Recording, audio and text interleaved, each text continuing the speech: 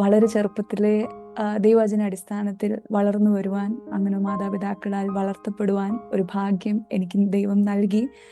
ചെറുപ്പത്തിൽ മുതൽ തന്നെ കർത്താവിൻ്റെ മുഖം അന്വേഷിപ്പാൻ ഞാൻ ഓർക്കുന്ന എൻ്റെ ഓർമ്മ ശരിയാണെങ്കിൽ ഒരു ഫിഫ്ത്ത് തൊട്ട്, അതായത് ഒരു 10 വയസ്സുള്ളപ്പോൾ തൊട്ട് ഇങ്ങനെ ഞാൻ പ്രാർത്ഥിക്കുമായിരുന്നു, ദൈവമേ തിരുഹിതത്തിൻ്റെ കേന്ദ്ര ബിന്ദുവിലേക്ക് എന്നെ നയിക്കണമേ എന്ന്. ആക്ച്വലി തിരുഹിതത്തിൻ്റെ കേന്ദ്ര ബിന്ദു എന്ന വാക്കിൻ്റെ അർത്ഥമൊന്നും എനിക്കറിയില്ല, പക്ഷെ പറയാൻ കുറച്ച് രസമുള്ള, കാരണം എല്ലാവരും വലിയ ആൾക്കാർ പ്രാർത്ഥിക്കുന്ന പോലെ പ്രാർത്ഥിക്കണമെന്നുള്ളൊരു ആഗ്രഹമാണ്. അപ്പോൾ അങ്ങനെ പ്രാർത്ഥിക്കുമായിരുന്നു. പക്ഷെങ്കിൽ കുറച്ച് നാളുകൾക്ക് ശേഷം പരിശുദ്ധാത്മാവിഷയം പ്രാപിക്കാൻ ദൈവം അവസരം നൽകി. സ്നാനപ്പെടുവാൻ വളരെ ചെറുപ്പത്തിൽ തന്നെ 10 വയസ്സും 11 വയസ്സുള്ളപ്പം തന്നെ കർത്താവിനെ വ്യക്തിപരമായിട്ട് എക്സ്പീരിയൻസ് ചെയ്യുവാൻ ദൈവം എനിക്ക് അവസരങ്ങളെ നൽകി. അന്ന് തൊട്ട് ഇന്ന് വരെ കർത്താവിൻ്റെ മുഖം അന്വേഷിച്ച്, കർത്താവിനെ സേവിച്ച്, ദൈവം നൽകിയ എല്ലാ താലന്തുകളിലും കർത്താവിൻ്റെ മുഖം അറിഞ്ഞുകൊണ്ട് ജീവിപ്പാൻ ദൈവം എനിക്ക് അവസരം നൽകി. എന്നെ ശുശ്രൂഷയിലേക്ക് ക്ഷണിച്ച ഷാരോൺ ചർച്ച്, മണ്ണൂത്തി ഷാരോൺ ചർച്ചിലെ ബഹുമാന ദേവദാസിനോട് നന്ദി അറിയിക്കുന്നു. ഇതിൽ ജോയിൻ ചെയ്തിരിക്കുന്ന എല്ലാവർക്കും, മാതാപിതാക്കളുണ്ട്, സഹോദരി സഹോദരങ്ങൾക്ക് ഏവർക്കും എൻ്റെ ഹൃദയം നിറഞ്ഞ നന്ദി അറിയിക്കുന്നു. എല്ലാവരോടും വേഗം വരുന്നവനായ യേശു ക്രിസ്തുവിൻ്റെ നാമത്തിലുള്ള വന്ദനങ്ങളെ അറിയിക്കുന്നു. ചില നിമിഷം നമുക്ക് ദൈവസന്നിധിയിൽ ദൈവത്തിൻ്റെ വചനത്തിന് മുൻപിലായിരിക്കാം. നമ്മളെല്ലാവരും, നമ്മുടെ ലൈഫ് എന്ന് പറയുന്നത് വളരെ സ്പീഡിൽ, അതായത് 21-ാം നൂറ്റാണ്ട് എത്തിയപ്പോഴത്തേക്കും ഭയങ്കര സ്പീഡിൽ റൺ ചെയ്യുന്ന ഒരു ലൈഫാണ് നമ്മളുടെ.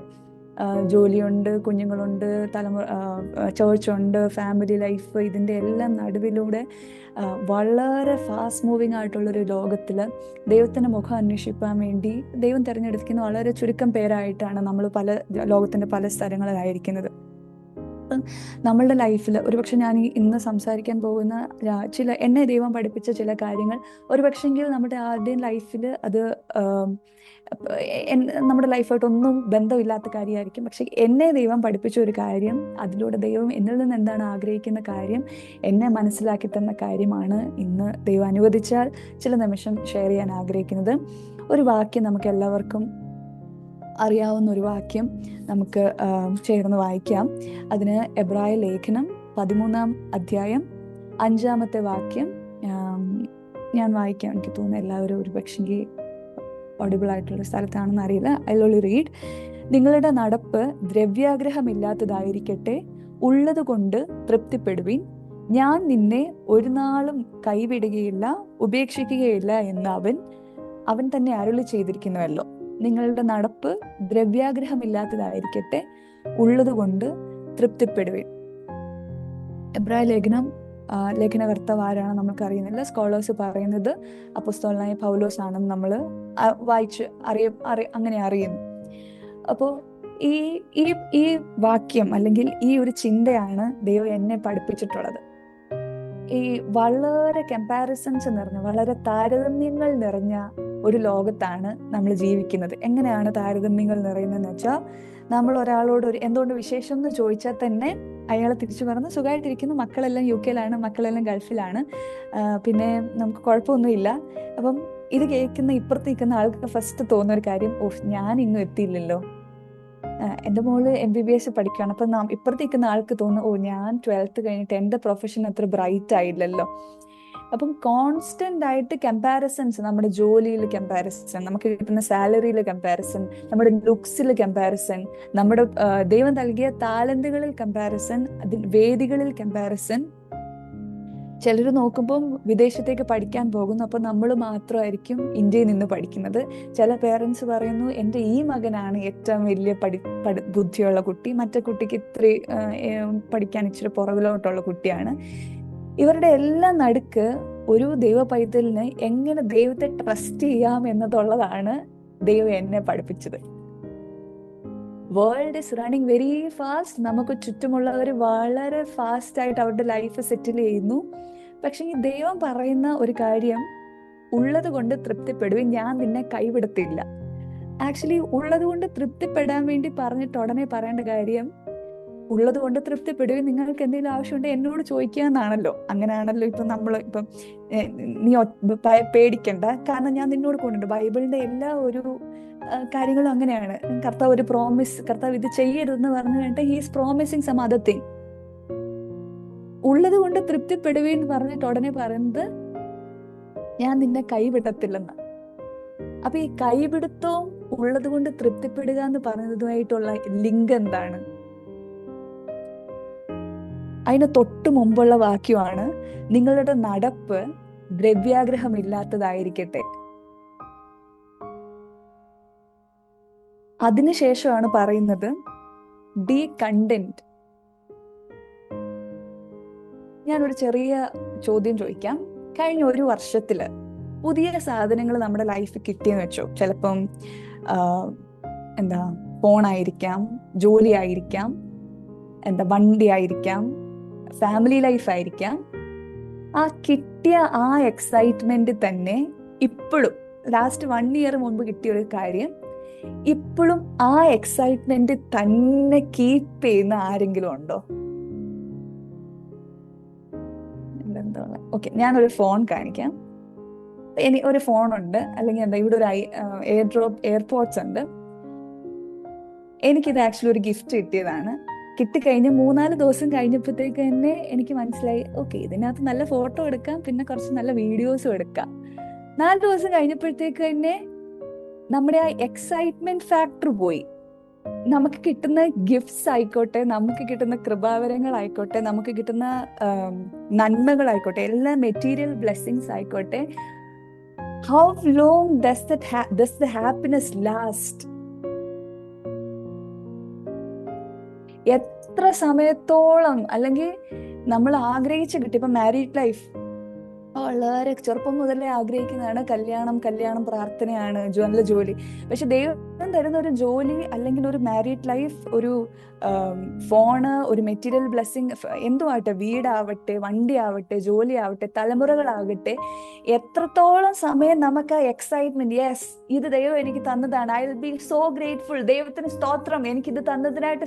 എല്ലാ ദിവസവും രാവിലെ ഈ സാധനം എടുത്തിട്ടല്ലേ ഈ കുഞ്ഞിനെ കാണുമ്പോൾ, ഈ ഹസ്ബൻഡിനെ കാണുമ്പോൾ നമുക്ക് പറയാൻ പറ്റുന്നുണ്ടോ? എന്താ പ്രശ്നം എന്നറിയാമോ? We don't have the content mind. നമ്മൾ ഉള്ളതിൽ തൃപ്തരല്ല. If that is the case, നമുക്ക് കിട്ടിയ സാധനം, ഇതെന്റെ പുതിയ ഫോണാ, പക്ഷെ ഈ പുതിയ ഫോൺ ഒരു 3-4 months ആയപ്പോഴത്തേക്കോ, അല്ലെ പുതിയ എന്തും ആവട്ടെ, ഐ എം ജസ്റ്റ് ടെല്ലിങ്, എന്റെ മുന്നിൽ ഫോൺ ഉള്ളത് കൊണ്ട് മാത്രം അങ്ങനെ പറഞ്ഞു എന്നേ ഉള്ളൂ. ഈ പുതിയ സാധനത്തിന്റെ നമ്മൾ കൊടുത്ത എക്സ്പ്ലനേഷൻ എന്ത് പെട്ടെന്നാണ് പഴയതായത്. എന്താണെന്നറിയാമോ? നമ്മുടെ ചുറ്റുമുള്ള ആർക്കൊക്കെയോ പുതിയ ഫോൺ വന്നു, പുതിയ ഫാമിലി വന്നു, അവരുടെ കല്യാണം കഴിഞ്ഞു, അവർക്ക് വണ്ടി കിട്ടി. നമ്മുടെ ഫോക്കസ് എല്ലാം മറ്റൊരാൾക്ക് കിട്ടിയതായിപ്പോയി, മറ്റൊരാൾക്ക് കിട്ടിയ ട്രോഫി ആയിപ്പോയി.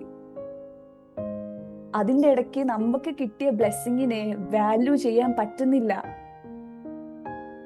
ഫസ്റ്റ് തിങ്, സംതൃപ്തി എന്ന് പറയുന്നത് അതൊരു ഫ്രീഡമാണ്. എങ്ങനെയാണെന്നറിയാവോ? ഫസ്റ്റ് തിങ്, നിങ്ങളുടെ നടപ്പ് ദ്രവ്യാഗ്രഹമില്ലാത്തതായിരിക്കട്ടെ. ഇവിടെ പൈസ എന്നത്, അല്ലെങ്കിൽ മണി, ദ്രവ്യം ആഗ്രഹിക്കുന്നത്, എനിത്തിങ്, ഇറ്റ് മൈറ്റ് ബി ഇനി ജോലി, ഇനി ദൈവം നമുക്ക് നൽകുന്ന ഒരു പ്രസ്റ്റീജിയസ് ആയിട്ടുള്ള ഒരു പൊസിഷൻ ആയിരിക്കാം, അല്ലെങ്കിൽ പണമായിരിക്കാം, തലമുറകളായിരിക്കാം. അതൊന്നുമല്ല ഈവിൾ. ദ്രവ്യാഗ്രഹം ഇല്ലാത്തതായിരിക്കട്ടെ, അതല്ല തെറ്റ്. അതിനോടുള്ള എക്സസ് ആയിട്ടുള്ള ആഗ്രഹമാണ് തെറ്റ്. Money is not evil. പഴയ നിയമത്തിൽ നമ്മൾ നോക്കിയ ഒരു മനുഷ്യനെ ദൈവം ബ്ലെസ് ചെയ്യുന്നതിന്റെ ഏറ്റവും എക്സാമ്പിൾ ആയിട്ട് കാണുന്ന അവന് സമ്പത്ത് ഉണ്ടാവുന്നു, മക്കളുണ്ടാവുന്നു എന്നതാണ്. പക്ഷേ അവിടെ മിസ്റ്റേക്കൺ ആയിട്ട് വരുന്ന എന്താണ്? The need. എനിക്ക് നാളെ അത് ചെയ്യണം, നാളെ ഞാൻ ഇന്ന പട്ടണത്തിൽ പോയി ഇന്നത് മേടിക്കും. എവറി ടൈം നമുക്ക് പറയാൻ പറ്റുന്ന ഏറ്റവും ബെസ്റ്റ് ആയിട്ടുള്ള ഒരു വേർഡാണ് ഇഫ് ഗോഡ് വിൽസ്. ദൈവം അനുവദിച്ചാൽ, ദൈവം സഹായിച്ചാൽ, ദൈവകൃപയാൽ. എന്തുകൊണ്ട് വിശേഷം? എനിക്ക് ഒരു കുഴപ്പവും ഇല്ല. ഐ നോ പീപ്പിൾ, എനിക്ക് അങ്ങനെ അറിയുന്ന ആൾക്കാരുണ്ട്, എനിക്ക് സുഖമായിട്ടിരിക്കുന്നു. നോ, ദൈവകൃപയാൽ സന്തോഷമായിട്ടിരിക്കുന്നു. ദൈവം അനുവദിച്ചാൽ ഞാൻ ഈ പട്ടണത്തിൽ പോയി ഇന്നത് ചെയ്യും. അതൊന്ന് പ്രാക്ടീസ് ചെയ്യുമ്പോൾ വിൽ സീ ദ ഡിഫറൻസ്.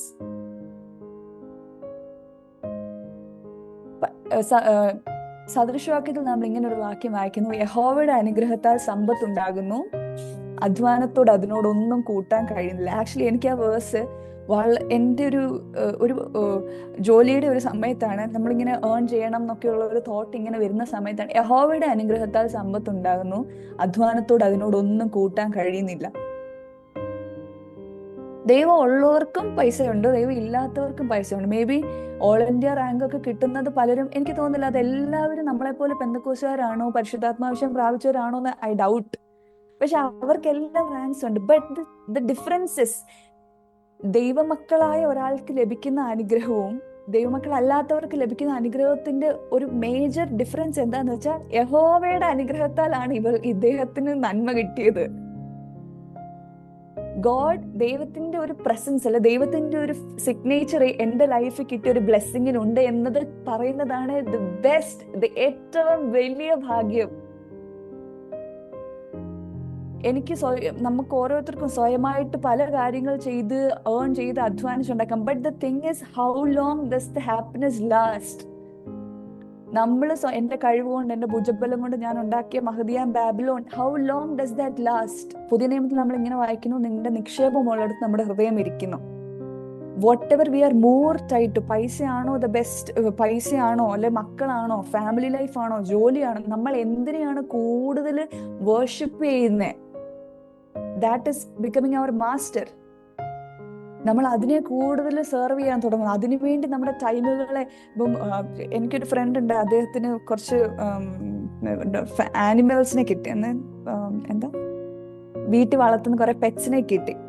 അപ്പം the time that they are giving for them, അതിനുവേണ്ടി മാറ്റി വെക്കുന്ന അവരുടെ പ്രയോറിറ്റീസ് മാറി, ഫാമിലിയുടെ പ്രയോറിറ്റീസ് മാറി, ജോലിയുടെ ഇത് മാറി, അതിനുവേണ്ടി. അപ്പം എന്തിനാണ് നമ്മൾ കൂടുതൽ ടൈം സ്പെൻഡ് ചെയ്യുന്നത്? That is our priority. ഒരു കാലത്ത് കൂടുതൽ സമയം വചനധ്യാനത്തിന് വേണ്ടിയും പാട്ടുകൾക്ക് വേണ്ടിയും പ്രസംഗത്തിന് വേണ്ടിയും പ്രാർത്ഥനകൾക്ക് വേണ്ടി മാറ്റി വെച്ചിട്ടുള്ള ഒരാള് ഗ്രാജുവലി ലൈഫിലെ മെറ്റീരിയൽ ബ്ലെസ്സിങ്സ് വന്നപ്പോൾ അതുമായിട്ട് അതിൽ നിന്ന് ഒത്തിരി മാറിപ്പോയിട്ടെങ്കിൽ we are going far away from the presence of God. We have to come back.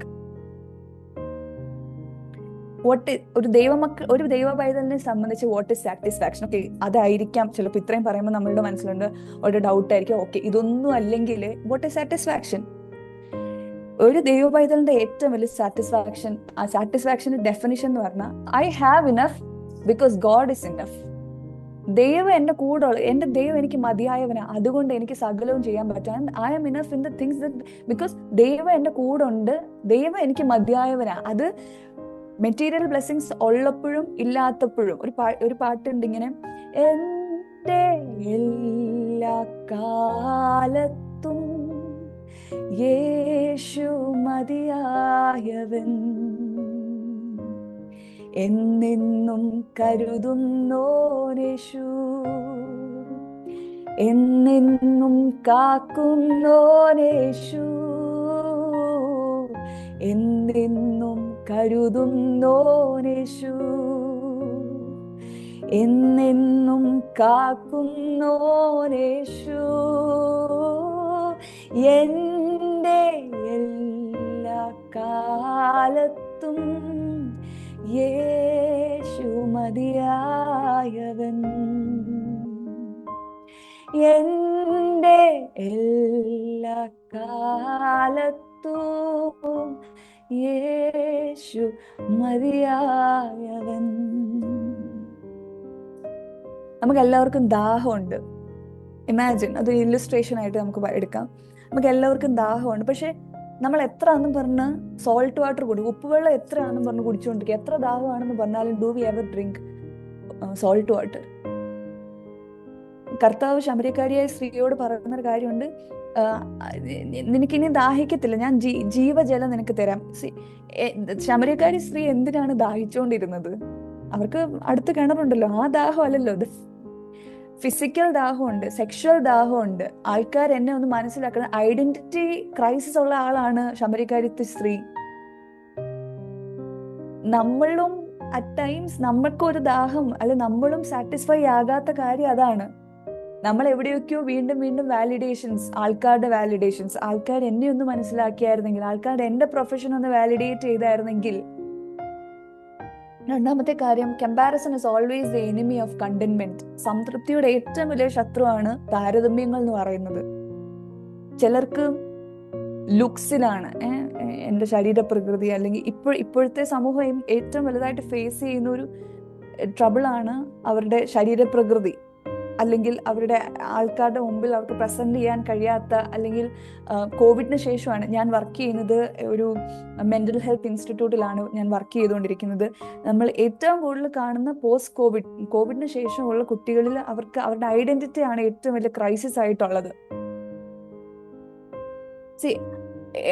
Identity crisis ഉള്ളവര് സാലറിയുടെ പേരിൽ എന്നെക്കാട്ടിലും അവർക്കുണ്ട്, അല്ലെ എന്നെക്കാട്ടിലും നല്ല ജോലി അവർക്കുണ്ട്, എന്നെക്കാട്ടിലും ഫോളോവേഴ്സ് അവർക്കുണ്ട്, ഇൻസ്റ്റഗ്രാമിന്റെ കാലഘട്ടത്തിൽ, ഫേസ്ബുക്കിന്റെ കാലഘട്ടത്തിൽ എന്നെക്കാട്ടിലും കൂടുതൽ കമ്മ്യൂണിറ്റി സ്ട്രെങ്ത് അവർക്കുണ്ട്, റിലേഷൻഷിപ്പ് അവർക്കാണ് നല്ലത്.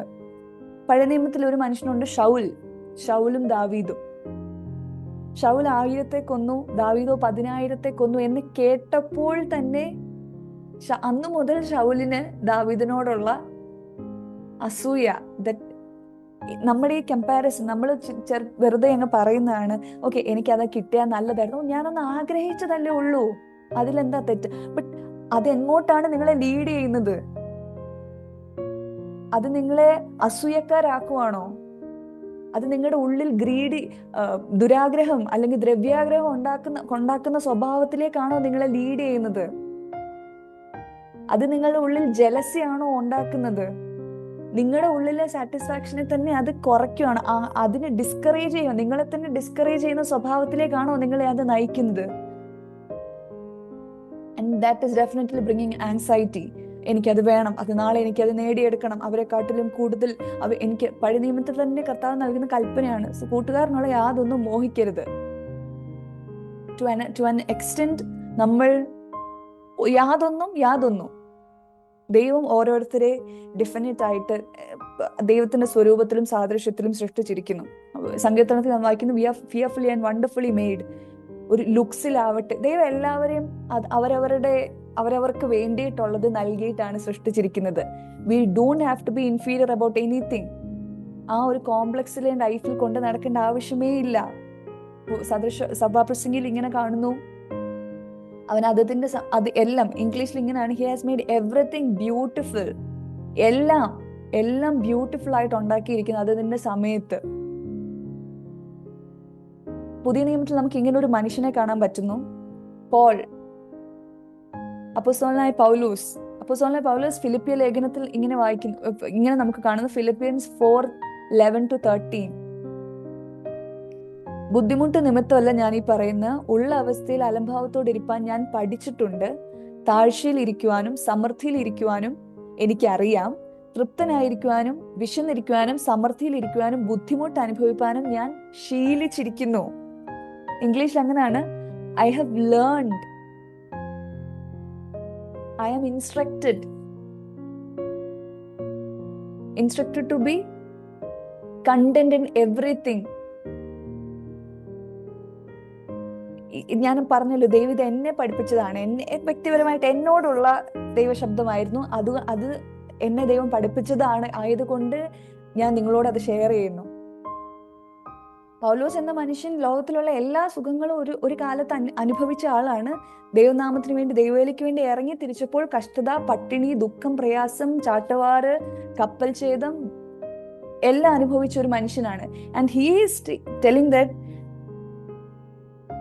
ഇതിൽ ഇങ്ങനെ ഇരിപ്പാൻ, ഇത് ഞാൻ ശീലിച്ചിരിക്കുന്നു, ഐ ഹാവ് ലേൺഡ്, ഇങ്ങനെ ഞാൻ പഠിച്ചിരിക്കുന്നു, ഇങ്ങനെ ഞാൻ പഠിച്ചിട്ടുണ്ട്, ഉള്ള അവസ്ഥയിൽ അലംഭാവത്തോട് ഇരിപ്പാൻ ഞാൻ പഠിച്ചിട്ടുണ്ട്.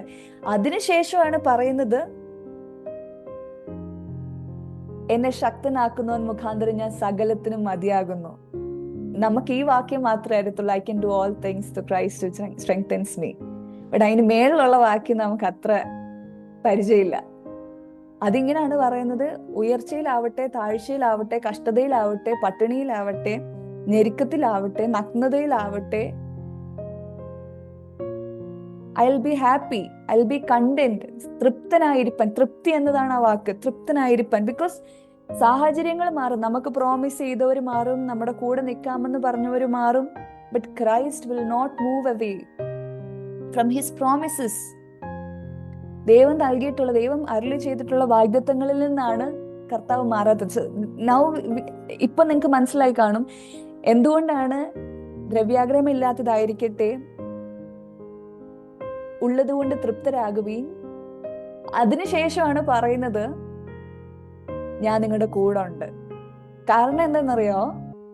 നിങ്ങളുടെ ഉള്ളത് ഇല്ലാതാവുന്ന സമയങ്ങൾ വരും, ഉള്ളതെല്ലാം പോകുന്ന സമയം വരും. ബട്ട് അന്നേരവും കാണുന്ന ഒരാൾ ദൈവം മാത്രമാണ്.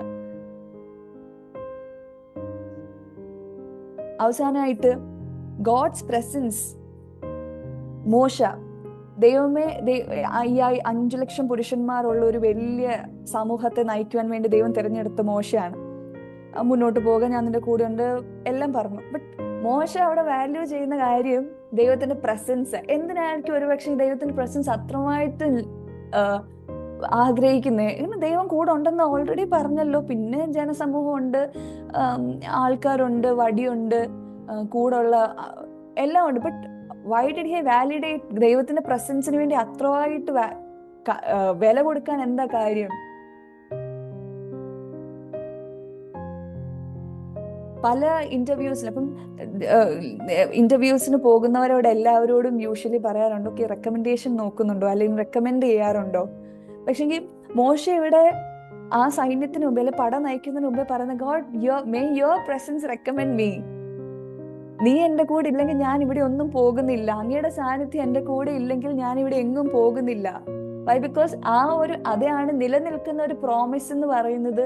ദൈവത്തിന്റെ വാഗ്ദത്തങ്ങൾ മാത്രമേ ഉള്ളൂ. ആൻഡ് എങ്ങനെ ഇത് പ്രാക്ടിക്കലി അപ്ലൈ ചെയ്യാം? ഈ ലോകത്തിൽ ജീവിക്കുമ്പോൾ ഇത് ഇങ്ങനെ കമ്പാരിസൺസും ആൾക്കാരുടെ പരാതികളുമായിട്ട് നിൽക്കുന്ന ഒരു ലോകത്തിൽ എങ്ങനെ ഇത് പ്രാക്ടീസ് ചെയ്യാം? ഒന്നാമത് നമുക്ക് ചെയ്യാൻ പറ്റുന്ന കാര്യം, ഒരു ദിവസം എൻഡ് ചെയ്യുന്നതിന് മുമ്പ് ദൈവം എനിക്ക് ഇന്ന് ചെയ്ത കാര്യങ്ങൾ എന്താ, എൻ്റെ ലൈഫിൽ എനിക്ക് എഴുന്നേറ്റ് നിൽക്കാൻ കഴിഞ്ഞെങ്കിൽ, എനിക്ക് പ്രോപ്പറായിട്ട് ജോലി ചെയ്യാൻ കഴിഞ്ഞെങ്കിൽ, എനിക്ക് വാഹനം ഓടിക്കാൻ കഴിഞ്ഞെങ്കിൽ, അത് എല്ലാവർക്കും കഴിയുന്നതല്ല. മോസ്റ്റ് ഓഫ് ദി ടൈം നമ്മളെല്ലാം ഇതിനെ ഗ്രാൻഡഡ് ആയിട്ട് എടുക്കുന്ന ഒരു പ്രകൃതമാണ്. എന്നും ശ്വാസം എടുക്കുന്നുണ്ടല്ലോ, എന്നും വണ്ടി പോകുന്നു, അങ്ങനെയല്ല. എത്രയോ പേര് രാവിലെ എണീക്കുമ്പോൾ ശ്വാസം ഇല്ലാണ്ടിരിക്കുന്നു. And what we can do, നമ്മൾ അതിനെല്ലാം ഗ്രാറ്റിറ്റ്യൂഡ് കൊണ്ടുവരിക. അപ്പം ഗ്രാറ്റിറ്റ്യൂഡ് ഇല്ലാത്ത ഹൃദയം എന്ന് പറയുന്നതാണ് ഇങ്ങനെ കംപ്രസ്ഡ് ആയിട്ടൊരു ഹൃദയം. ഒന്നിനെപ്പറ്റി സന്തോഷം ഇല്ലാത്ത ഹൃദയത്തിന് എങ്ങനെയാണ് നന്ദി പറയാൻ കഴിയുന്നത്? ഒരു പക്ഷെങ്കിൽ ഇറ്റ് ക്യാൻ ഹെൽപ്പ് യു. ഒരു ഡയറി എടുക്കുക. ദൈവം ഈ പകൽ, ഇന്നത്തെ ദിവസം എന്നെ ദൈവം എങ്ങനെയാണ് ഹെൽപ്പ് ചെയ്തിട്ടുള്ളത്, അല്ലെങ്കിൽ എനിക്ക് എന്തൊക്കെയാണ് ഗ്രാറ്റിറ്റ്യൂഡായിട്ട് പറയാനുള്ള കാര്യം, അത് നോട്ട് ഡൗൺ ചെയ്യുമ്പോൾ വലിയ ചേഞ്ചസ് നിങ്ങളുടെ ലൈഫിൽ ഉണ്ടാവാൻ തുടങ്ങും. എൻ്റെ ഒരു അനുഭവം ഞാൻ ഷെയർ ചെയ്യാൻ ആഗ്രഹിക്കുന്നു. ഞാൻ 2024 എൻ്റെ മാസ്റ്റേഴ്സ് വിദ്യാഭ്യാസം കേരളത്തിലാണ് ചെയ്തത്. അതിനുശേഷം ഞാൻ ഒരു സർട്ടിഫിക്കറ്റ് കോഴ്സിന് വേണ്ടി ബാംഗ്ലൂരിലേക്ക് വരുന്നു. ഒരു നാഷണൽ ഇൻസ്റ്റിറ്റ്യൂട്ടിലാണ്, നിംഹാൻസ് എന്ന് പറയും, ഒരു മെൻ്റൽ ഹെൽത്ത് ഇൻസ്റ്റിറ്റ്യൂട്ടാണ്. അവിടെ ഇങ്ങനെ വരുന്നു. എൻ്റെ കയ്യിലുണ്ടായിരുന്ന 30,000 രൂപയാണ് എൻ്റെ കയ്യിൽ ഈ കോഴ്സ് ചെയ്യാൻ വേണ്ടി വരുമ്പോൾ എൻ്റെ കയ്യിലുള്ളത്. അങ്ങനെ കോഴ്സിൻ്റെ കാര്യങ്ങളും ഹോസ്റ്റൽ ഫീസ് എല്ലാമായിട്ട് 20,000 റുപ്പീസ് മാറി. അങ്ങനെ ഫസ്റ്റ് മന്ത് തൊട്ട് എൻ്റെ കയ്യിലായിട്ടിരിക്കുന്ന പൈസ 10,000 രൂപയാണ്. നിങ്ങൾ വളരെ റിയലിസ്റ്റിക് ആയിട്ടുള്ള ഒരാളായിട്ട് എന്നെ കാണാവുള്ളൂ, എല്ലാവരെയും പോലെ തന്നെ. ആ ഫസ്റ്റ് മന്ത് കുറച്ച് കഴിഞ്ഞപ്പോഴത്തേക്ക് ഓക്കെ, അപ്പോൾ എനിക്ക് മനസ്സിലായി ബാംഗ്ലൂർ എന്ന സിറ്റിയിൽ ജീവിക്കാൻ വേണ്ടി അത്യാവശ്യം കാര്യങ്ങളൊക്കെ കയ്യിൽ നിന്ന് അത്യാവശ്യം മണി സ്പെൻഡ് ആവുന്ന ഒരു സിറ്റിയാണ്. സോ സെക്കൻഡ് മന്ത് ആയപ്പോഴത്തേക്ക് എനിക്ക് മനസ്സിലായി, ഓക്കെ ഇത് അപ്പം ഡൗട്ട് വരാൻ തുടങ്ങി, എന്താവും. ബട്ട് ഇൻ ബിറ്റ്വീൻ ദാറ്റ് ഞാനൊരു ഇൻ്റർവ്യൂവിന്, നിംഹാൻസിൽ തന്നെ ഒരു ഇൻ്റർവ്യൂവിന് അറ്റൻഡ് ചെയ്യുവാണ്. മോസ്റ്റ്ലി എല്ലായിടത്തിനകത്തും അവർ കന്നഡ ലാംഗ്വേജ് ചോദിക്കും. ലാംഗ്വേജ് കമ്പൽസറി ആണ്. മോസ്റ്റ് ഓഫ് ദി ഇൻ്റർവ്യൂസ് അവർ എടുക്കുന്നതിനകത്ത് കന്നഡ നിർബന്ധമാണ്. ഞാൻ ആ ഇൻ്റർവ്യൂവിന് എങ്ങനെയോ പോകുന്നു. 90 പേര് ആ ഇൻ്റർവ്യൂവിൽ അറ്റൻഡ് ചെയ്യുന്നുണ്ട്. 90 പേരിൽ അവർ 2 പേരെയാണ് എടുക്കുന്നത്. ഞാൻ അവിടെ ചെന്നപ്പോൾ തന്നെ എൻ്റെ കോഴ്സ് സർട്ടിഫിക്കറ്റ്സ് എല്ലാം കേരളത്തിലാണല്ലോ. ഞാനിവിടെ ജസ്റ്റ് ഈ കോഴ്സിന് വേണ്ടി വന്നതാണ്. അപ്പോൾ എൻ്റെ ഒരു സർട്ടിഫിക്കറ്റ്, എൻ്റെ റെസ്യൂമേ മാത്രമേ എൻ്റെ കയ്യിലുള്ളൂ. കോഴ്സിൻ്റെ റിസൾട്ട്സിൻ്റെ ഒരു പേപ്പർ മാത്രമുണ്ട്. അങ്ങനെ ഞാൻ ഇതുമായിട്ട് മുന്നോട്ട് പോകുന്നു. 10 ദിവസം കഴിയുമ്പോൾ എനിക്ക് കിട്ടുന്ന മെയിൽ, യു ആർ സെലക്റ്റഡ്. ആ 3 months ഓരോ പൈസ സ്പെൻഡ് ചെയ്യുമ്പോൾ നമ്മൾ ആലോചിക്കും, ഇത് കഴിഞ്ഞിട്ട് എന്താവും. പക്ഷെ അതിനകത്തെല്ലാം ദൈവം നമ്മളോട്, എൻ്റെ അടുത്ത് കർത്താവ് പറഞ്ഞിട്ടുള്ള കാര്യം, 600,000 ആയൊരു കൂട്ടത്തെ ചിറകിൽ വഹിച്ചൊരു ദൈവമാണ് ഞാൻ. ഒരു നാളും നിന്നെ ഉപേക്ഷിക്കത്തില്ല, ഒരു നാളും നിന്നെ കൈവിടത്തില്ല. എവറി ടൈം പൈസയെ പറ്റിയുള്ള തോട്ട്, ബേസിക്കലി പൈസയെ പറ്റിയുള്ള തോട്ട് വരുമ്പോൾ ആദ്യം ചിന്തിക്കുന്ന കാര്യം, വെറി ചെയ്യാൻ തുടങ്ങുമ്പോഴത്തേക്ക് മനസ്സിൽ വരുന്ന പാട്ട് ഇതാണ്: 600,000 കൂട്ടത്തെ ചിറകിൽ വഹിച്ചവൻ കൂടെയുണ്ട്, ഒരു നാളും എന്നെ ഉപേക്ഷിക്ക ഇല്ലെന്ന് പരമാർത്ഥമായി അവൻ ചൊല്ലിയിട്ടുണ്ട്. എന്തെല്ലാം വന്നാലും കർത്താവിൻ പിന്നാലെ സന്തോഷമായി ഞാൻ യാത്ര ചെയ്യും. എന്തെല്ലാം വന്നാലും കർത്താവിൻ പിന്നാലെ സന്തോഷമായി ഞാൻ യാത്ര ചെയ്യും. ഓരോ ദിവസവും ദൈവം എന്നെ ഈ വചനത്തിൽ ഉറപ്പിക്കാൻ തുടങ്ങി.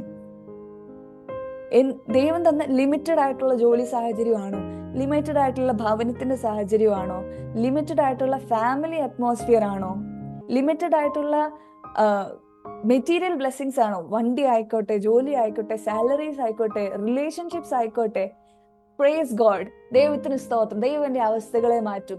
അപ്പോൾ പല പ്രാവശ്യം ഞാൻ ഇതിനെപ്പറ്റി ആൾക്കാരോട് സംസാരിക്കുമ്പോൾ എൻ്റെ ഒരു ഫ്രണ്ട് പറഞ്ഞു, ഇപ്പം വന്ന് ദൈവം ബ്ലെസ്സിങ് തരാമെന്ന് പറഞ്ഞാൽ പോലും നമ്മള് വേണ്ട ആ തോട്ടല്ല. തക്ക സമയത്ത് ദൈവം നമ്മളെ ഉയർത്തും. കാരണം നമ്മൾ കംപ്ലൈന്റ് ചെയ്തത് കൊണ്ട് നമുക്ക് വ്യത്യാസമൊന്നും വരാൻ പോകുന്നില്ല നമ്മുടെ അവസ്ഥയിൽ. എന്തിലാണോ നമ്മൾ നിൽക്കുന്നത് ആ സാഹചര്യത്തിൽ നിന്ന് ദൈവത്തിന് സ്തോത്രം പറയാ.